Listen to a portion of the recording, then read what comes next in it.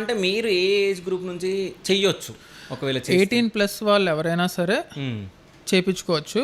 మా దగ్గర 54 year highest mean చేసిన సర్జరీ ఏజ్ 54 ఇయర్స్ ఓల్డ్ పర్సన్కి 4 ఇయర్స్ వాళ్ళు వచ్చి చేయించుకున్నారు.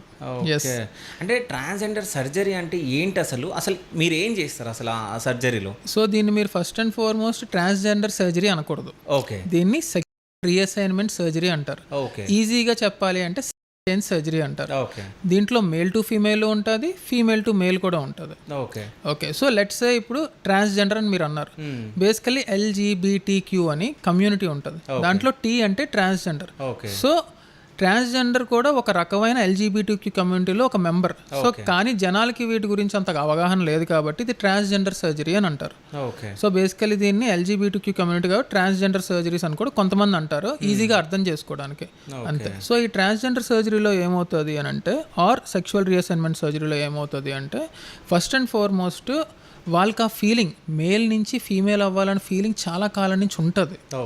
అంటే చిన్నప్పటి నుంచి అమ్మాయిలు ఫ్రెండ్షిప్ ఉండడం, లేదంటే అమ్మాయిలకి అబ్బాయిగా ఫ్రెండ్ ఉండడం, దాని తర్వాత అబ్బాయిగా ఉండి అమ్మాయి క్లోత్స్ వేసుకోవడం, గాజులు తొలుక్కోవడం, లేదంటే చిన్నప్పుడు మనం చాలామంది మాకు పాపలాగా ఉంటే బాగుంది కదా అని చిన్నప్పుడు డ్రెస్సింగ్ అది చేస్తూ ఉంటారు.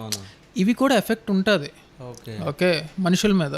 సో తెలియకుండా అలాగే ఏజ్ పెరిగే కొద్దీ ప్యూబర్టీ అంటే యుక్త వయసు వచ్చేటప్పటికి, అంటే 12, 13 ఏజ్ వచ్చేటప్పటికి 14, 15కి ఒక ఐడెంటిఫికేషన్ వస్తుంది వాళ్ళకి. అంటే నేను మేల్గా ఉండాలనుకున్నానా అంటే మేల్, ఫీమేల్గా ఉండేవాళ్ళు ఫీమేల్ ఉంటారు.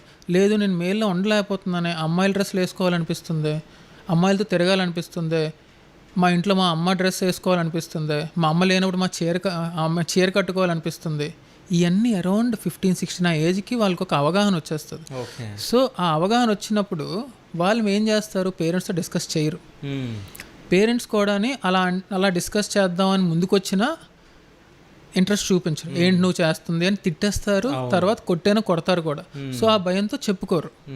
సో తర్వాత అలాగది ఇప్పుడు ఇన్స్టా, యూట్యూబ్ బాగా ఎక్కువ అవడం, LGBTQ కమ్యూనిటీ గురించి బాగా తెలుసుకోవడం, ఆన్లైన్ సెర్చ్ చేయడం స్టార్ట్ చేస్తారు.